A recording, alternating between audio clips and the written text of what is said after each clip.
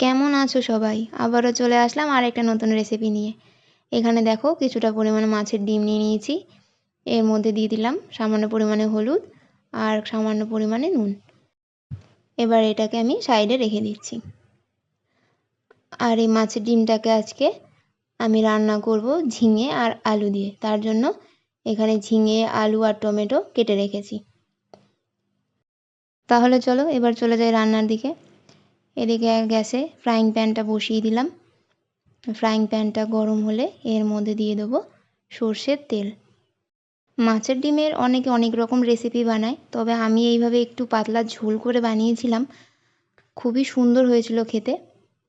তো তোমরা একবার ট্রাই করো। আর এদিকে দেখো তেলটাও গরম হয়ে গেছে। এবার আমি মাছের ডিমগুলোকে এভাবে দিয়ে দিচ্ছি। এবার এটাকে আমি ঢাকা দিয়ে 2 মিনিট মতো ভেজে নেব। 2 মিনিট পর ঢাকা খুলে মাছের ডিমের বড়াগুলোকে এইভাবে একটু উল্টে দিতে হবে। ভালোভাবে লাল লাল করে ভেজে নিয়ে তুলে নিচ্ছি। এবার ওই তেলের মধ্যেই কেটে রাখা ঝিঙেগুলোকে ভেজে নেব সামান্য পরিমাণে নুন আর খুব সামান্য পরিমাণে হলুদ দিয়ে। এটাকে খুব বেশি পরিমাণে ভাজার প্রয়োজন নেই, যেহেতু ঝিঙেটা একটু নরমই হয়। তাই ওই 5 মিনিট মতো নেড়ে চেড়ে ভেজে নেব, তারপর তুলে নিচ্ছি। ফ্রাইং প্যানে আরও কিছুটা পরিমাণে সর্ষের তেল দিয়ে দিলাম।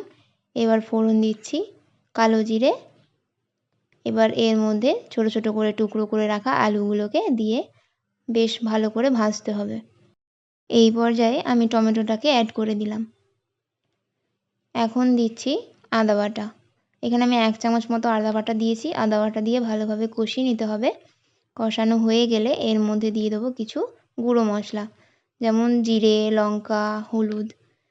এবার এই সব কিছুকে ভালোভাবে কষিয়ে নিতে হবে 30 সেকেন্ড মতো। এবার এর মধ্যে জল দিয়ে দিলাম। এখানে আমি বেশ অল্প পরিমাণেই জল দিয়েছি। আলুটাও সেদ্ধ হয়ে যাবে, আবার ঝোলটাও গাঢ় হয়ে যাবে। এবার এর মধ্যে দিচ্ছি সামান্য পরিমাণে নুন। মিশিয়ে নিচ্ছি। এবার এটাকে আমি ঢাকা দিয়ে লো ফ্লেমে হতে দেব 5 মিনিট। ফিরে এলাম 5 মিনিট পর। ঢাকা খুলে দেখছি আলুগুলো বেশ সেদ্ধ হয়ে গেছে।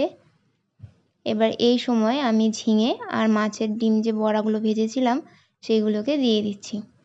দিয়ে এবার ভালোভাবে একটু নেড়ে চেড়ে মিশিয়ে নেব। এবার আবারও ঢাকা দিয়ে হতে দেবো 5 মিনিট মতো। এবার ঢাকা খুলে দেখাচ্ছি তোমাদেরকে। দেখো ঝোলটা কতটা গায়ে গায়ে হয়ে এসেছে। এই রকম একটা পদ যদি গরম ভাতের সাথে থাকে তাহলে আশা করি আর কোনো কিছুই লাগবে না। ভিডিওটা কেমন লাগলো জানিও।